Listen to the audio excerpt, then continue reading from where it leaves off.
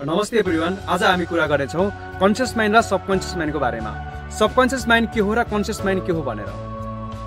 Conscious mind भनेको त्यो हो जो तपाईँ जागृति अवस्थामा हुनुहुन्छ। तपाईँ जबसम्म जागेको हुनुहुन्छ त्यति बेला तपाईँको कन्सियस माइन्डले काम गरेको हुन्छ। जब तपाईँ सुत्नुहुन्छ त्यति बेला तपाईँको सबकन्सियस माइन्डले काम गरेको हुन्छ।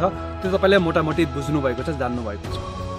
आज हामी कुरा गरेछौँ कन्सियस माइन्ड र सबकन्सियस माइन्डलाई प्रोग्रामिङ कसरी गर्ने त। यदि सबकन्सियस माइन्डलाई प्रोग्राम गर्नु छ भने हामीले कसरी गर्न सकिन्छ त? Through conscious mind. सबकन्सियस माइन्डले के कुरा बुझ्दैन, के लजिक बुझ्दैन र कन्सियस माइन्डले के लजिक बुझ्छ, कसरी बुझ्छ, आज हामी त्यसको बारेमा कुरा गर्न जाँदैछौँ। कन्सियस माइन्डको साथमा 5वटा रिसोर्सेस छन्।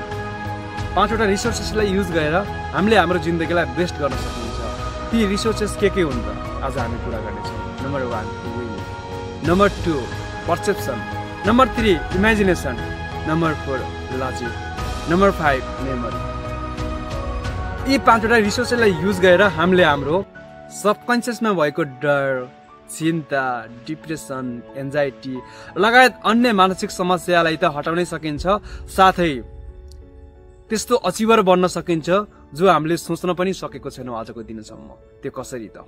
त्यो भनेको बस तपाईँले आफ्नो सबकन्सियस माइन्डलाई प्रोग्रामिङ गर्नुहुन्छ थ्रु कन्सियस माइन्डको माध्यमबाट। यदि त्यसलाई प्रोग्राम गर्न सक्नुभयो भने तपाईँले जीवनमा के हासिल गर्नुहुन्छ थाहा छ तपाईँलाई? त्यो हासिल गर्न सक्नुहुन्छ आफ्नो जीवनलाई बेस्ट अचिभर बनाउनको लागि।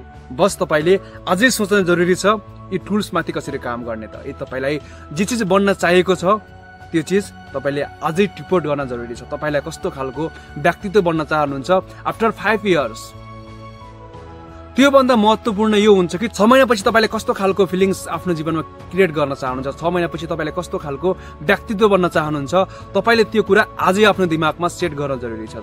जब तपाईँले त्यस्तो खालको इमेज क्रिएट गर्नुहुन्छ नि आफ्नो जीवनमा, तब तपाईँ आफ्नो जीवनमा जे सुकै पनि हासिल गर्न सक्नुहुन्छ मेरो साथी। बस तपाईँले यी 5वटा टुल्सको युज गर्न जान्नुहोस्। तपाईँले यी 5वटा टुल्स कसरी युज गर्ने अझ डिटेलमा जान्न चाहनुहुन्छ भने जरुर कमेन्ट गर्नुहोस्। म तपाईँको हरेक कमेन्ट पढ्ने गर्छु।